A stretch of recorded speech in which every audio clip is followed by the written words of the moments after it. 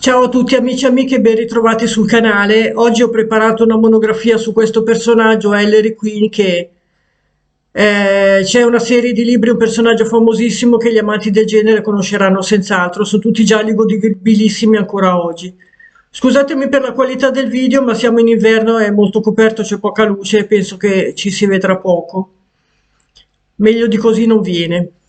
Tra l'altro, se ancora non l'avete fatto, vi invito a iscrivervi al canale e a cliccare sulla campanella per le notifiche. Ellery Queen è il più famoso degli pseudonimi assunti da Frederick Denney e Manfred Bennington Lee, scrittori di letteratura poliziesca e inventori del detective che porta il nome del loro pseudonimo. Frederick Denney è nato Daniel Nathan 1905-1982 e Manfred Bennington Lee, nato Manford Leponsky 1905-1971, erano due cugini newyorkesi, figli di ebrei polacchi cresciuti a Brooklyn, che nel corso della loro carriera letteraria scrissero anche con lo pseudonimo di Barnaby Ross. A partire dagli anni 60 il nome Ellery Queen divenne una sorta di franchise sotto la cui firma figurano romanzi apocrifi autorizzati da Denney e Lee. La produzione di tali apocrifi terminò tuttavia con la morte di Lee nel 1971, in quanto Denney, che morì 11 anni più tardi, non era interessato a portare più avanti il nome. Complessivamente, a firma dei due cugini, sono stati pubblicati circa 40 romanzi e altre raccolte in arco temporale che va dal 1929, uscita del primo romanzo con Ellery Queen protagonista, alla Protona numero 30, questo, fino al 1972 quando uscì La prova del 9, postumo a Lee. Adesso parliamo di Ellery Queen investigatore. Nato nel 1929, il personaggio di Ellery Queen divenne così famoso che i suoi autori decisero di fondare la rivista Ellery Queen's Mystery Magazine, nota in italiano con i gialli di Ellery Queen, pubblicato da Garzanti tra il 1951 e il 1955, poi la rivista di Ellery Queen di Mondadori. Considerata a lungo una delle più influenti pubblicazioni di letteratura poliziesca in lingua inglese dell'ultimo mezzo secolo. Il personaggio fu creato in occasione del concorso indetto da una rivista per premiare con la pubblicazione la miglior opera prima poliziesca. Denney e Lee, due cugini ebrei di Brooklyn, decisero di inviare un lavoro firmato con lo stesso nome dato al personaggio e vinsero, ma prima che il loro romanzo possa venire pubblicato, la testata fu ceduta a un altro proprietario, il quale preferì pubblicare il romanzo di un'altra concorrente. I due non si persero d'animo e inviarono il loro romanzo, La poltrona numero 30, The Roman et Mystery del 1929, a svariati editori fino a trovare quello giusto, Stokes. Ellery è un giovane giallista nonché investigatore dilettante dalla mente lucida e analitica, laureato all'Università di Harvard e interessato al crimine solo per curiosità. Infatti non guadagna nulla dalla sua attività di investigatore. Suo padre, Richard Queen, di origine irlandese, è ispettore capo della squadra omicidi della polizia di New York. In moltissimi casi è proprio Ellery ad aiutare suo padre nelle indagini sui delitti che la squadra di questi diretta deve affrontare. La poltrona numero 30 definì subito il paradigma dei lavori successivi: un crimine insolito, prove spesso contrastanti, la presenza di Richard Queen e del suo assistente, il sergente Willy, la messa a disposizione del lettore di tutti gli elementi utili a scoprire il colpevole e la conseguente sfida al lettore che precedeva la soluzione del caso. Ciò che rende interessanti i romanzi è appunto questo, ovvero nel testo gli indizi che ha a disposizione l'investigatore vengono sparsi fra le righe, quindi il lettore può cimentarsi nel tentare a sua volta di risolvere il giallo.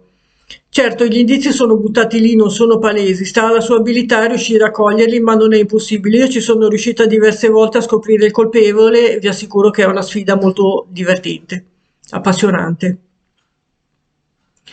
Venne inaugurata anche la formula base del titolo in inglese che seguiva lo schema articolo più aggettivo di nazionalità più sostantivo più mystery, come omaggio ai titoli dei romanzi di Van Dyne e Philo Vance che seguivano lo schema articolo più sostantivo più murder case. Infatti il secondo libro della coppia fu The French Power Mystery, sorpresa a mezzogiorno del 1930. Se dal padre Richard irlandese coi piedi per terra Ellery eredita l'interesse verso il crimine, deve altresì alla madre scomparsa l'intelligenza critica, l'aspetto un po' snob e soprattutto il non dover lavorare per mantenersi. Gli autori si ispirarono alla figura distaccata un po' cinica di Philo Vance, ma se l'atteggiamento di Ellery Queen nei primi romanzi era parte essenziale del personaggio, si concederà anche qualche avventura galante di tanto in tanto. Egli lo perderà via via, tanto che in seguito la sua presenza nei romanzi sarà giustificata solo dal suo ruolo risolutore senza aggiungere altro colore alle vicende. Nei primi romanzi erano presenti delle introduzioni firmate da un amico di Ellery, un tale J.J. Maxey. Secondo queste introduzioni, i fatti narrati nei romanzi risalivano diversi anni prima ed Ellery e suo padre si erano nel frattempo ritirati e trasferiti in Italia vicino a Fiesole, dove Ellery si era sposato ed era padre di una bambina. Anche questo aspetto era ripreso dai romanzi di Van Dyne, nei quali si afferma che il protagonista Philo Vance è andato a vivere in Italia al termine della sua collaborazione con la polizia di New York. Questa soluzione narrativa venne gradualmente abbandonata e nelle opere successive ai primi anni 30 si dà per scontato che Ellery continua a vivere a New York in una casa di arenaria sull'87ª strada ovest e che suo padre Richard continua ad essere capo della squadra omicidi. Nel romanzo Colpo di grazia gli autori dicono che Ellery Queen è nato nel 1905. La sua data di nascita dovrebbe collocarsi tra il 22 maggio e il 21 giugno, poiché si afferma che è del segno dei gemelli. Ellery Queen arrivò in Italia negli anni 30, pubblicato nella collana dei Gialli Mondadori, incontrando subito un largo consenso tra gli appassionati del genere. Vediamo ora il ciclo di Drury Lane. Ellery Queen non fu l'unico pseudonimo usato da Danny e Lee. Nel 1932, infatti, con il nome di Barnaby Ross, i due cugini crearono il personaggio di Drury Lane, il cui nome è frutto di un gioco di parole che allude al noto teatro londinese situato appunto in Drury Lane. Un affascinante attore shakespeariano affetto da sordità ma dalle grandi doti investigative che appare in 4 romanzi. Già nella seconda edizione la paternità di questi romanzi fu assegnata a Ellery Queen. Per un certo periodo degli anni 30 i due cugini si divertirono a partecipare camuffati ai dibattiti in pubblico nei quali uno dei due si presentava con lo pseudonimo di Ellery Queen e l'altro di Barnaby Ross. I romanzi, che hanno come protagonista Drury Lane, costituiscono un ciclo unitario ed autoconclusivo in cui Ellery Queen sperimenta vari sottogeneri del romanzo giallo, con caratteristiche che verranno poi riprese nei successivi romanzi dell'omonimo detective. L'iniziale, La tragedia di X del 1932, è il più affine ai classici gialli che hanno come protagonista lo stesso Ellery Queen, affrontando con alcune varianti la tematica del delitto a camera chiusa, qui rappresentato da una serie di omicidi che avvengono rispettivamente in un autobus, in un battello e in un treno. Vengono qui definite le caratteristiche essenziali dello stesso Drury Lane, dall'ispettore Tam, del procuratore Bruno e del medico legale Schilling, che compariranno anche nei 2 successivi romanzi del ciclo. Il secondo romanzo del ciclo, La tragedia di Y, tratta di omicidi avvenuti in ambito familiare, percorrendo tematiche che lo stesso Ellery Queen affronterà nei romanzi del ciclo di Wrightsville, come Il paese del maleficio e 10 incredibili giorni, con analitica ricostruzione della psicologia dei vari personaggi e dei loro rapporti reciproci. Spiccata la somiglianza di questo romanzo è Un problema di Agatha Christie e con La fine di Green di Van Dyne del 1928. La vicenda è ambientata a pochi mesi di distanza dai fatti relativi alla tragedia di X. Nel terzo romanzo del ciclo, La tragedia di Z, ambientato circa 10 anni dai romanzi precedenti, viene introdotto il personaggio di Patience Toom, figlia dell'ispettore Toom, caratterizzato da spiccate qualità investigative. Di fatto Patience Toom diviene coprotagonista del ciclo, mentre Drury Lane svolge un ruolo maggiormente passivo anche a causa dell'età avanzata dell'investigatore. L'intreccio giallo passa in secondo piano, mentre vengono delineate in maniera sempre più profonda le psicologie dei vari personaggi coinvolti nella storia. Il quarto romanzo del ciclo, Cala la tela del 1933, si svolge successivamente al precedente. Drury Lane è ormai anziano e malato, con Patience Stum sempre più protagonista dell'intreccio sia sotto l'aspetto investigativo che psicologico. La conclusione del libro mette fine al ciclo stesso dei 4 romanzi, lasciando tuttavia irrisolti alcuni punti focali della storia gialla. Viene sostanzialmente messa in crisi la razionalità che caratterizza tutti i romanzi tradizionali di Ellery Queen. La ditta Ellery Queen. Come detto, quindi, non tutti i romanzi di Ellery Queen, inteso come scrittore, hanno come protagonista l'omonimo investigatore. Anzi, dal 1961 al 1971, anno della morte di Manfred Lee, uscirono numerosi romanzi, anche con stile diversissimo tra loro, influenzati da altri scrittori come Raymond Chandler e Ed McBain, fautori di un nuovo stile poliziesco più orientato all'azione che al procedimento logico-induttivo, che autorizzarono la supposizione, rivelatasi poi solo in tempi recenti esatta, che Ellery Queen fosse diventato un marchio di fabbrica, o meglio un gruppo di lavoro aperto anche ad altri scrittori, di cui ho già parlato in altri video. Sin dagli anni 40 Danny e Lee avevano ingaggiato dei ghostwriter a cui affidare la scrittura di alcuni romanzi destinati a un pubblico giovanile firmati Ellery Queen Jr., oppure l'adattamento di radiogrammi. Tuttavia i problemi di salute di Lee, accompagnati da un blocco psicologico alla scrittura, ebbero come conseguenza un cambiamento della produzione letteraria firmata Ellery Queen. Pertanto, a partire dal 1958, anno del romanzo Colpo di grazia, che avrebbe dovuto essere l'ultimo della serie di classici con il personaggio Ellery Queen, le pubblicazioni firmate Ellery Queen si possono dividere in 4 gruppi. 1. Romanzo con Ellery Queen scritti dalla coppia e senza le prove di intervento di ghostwriters. 2. Romanzi con Ellery Queen scritti in tutto o in parte da ghostwriter su soggetto e revisione di Lee e Danny. 3. Romanzi hard-boiled o gialli classici senza il personaggio di Ellery Queen, scritti da ghostwriter, commissionati e rivisti dal solo Lee fino al 1972. 4. La rivista Ellery Queen's Mystery Magazine, a cura di Danny, fino al 1982. In Italia sono tutti disponibili a firma Ellery Queen.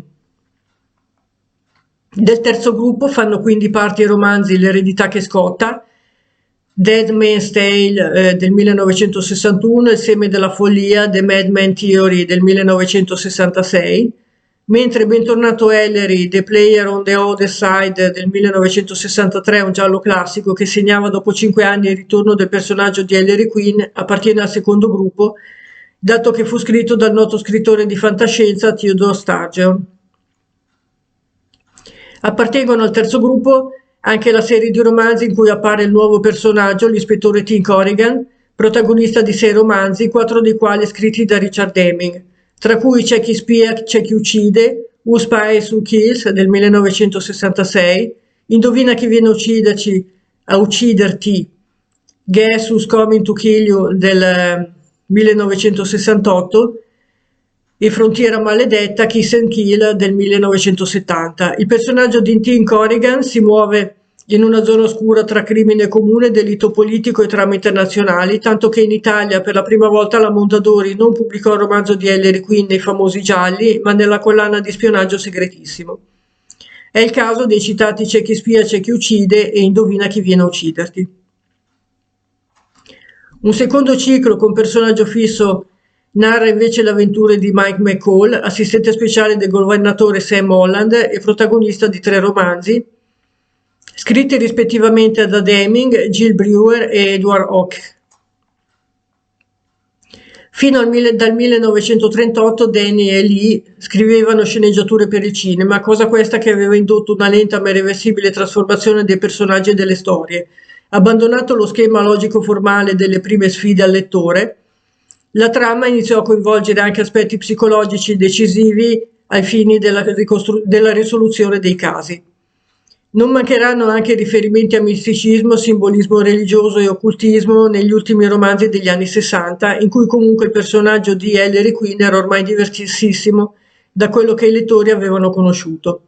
Questa indebita commistione tra razionalismo e simbolismo mistico-religioso causò molte critiche agli autori, anche se è necessario ricordare che gli ultimi romanzi con protagonista Ellery Queen, malgrado progettati dettagliatamente per intero da Denny, furono in gran parte scritti da altri autori.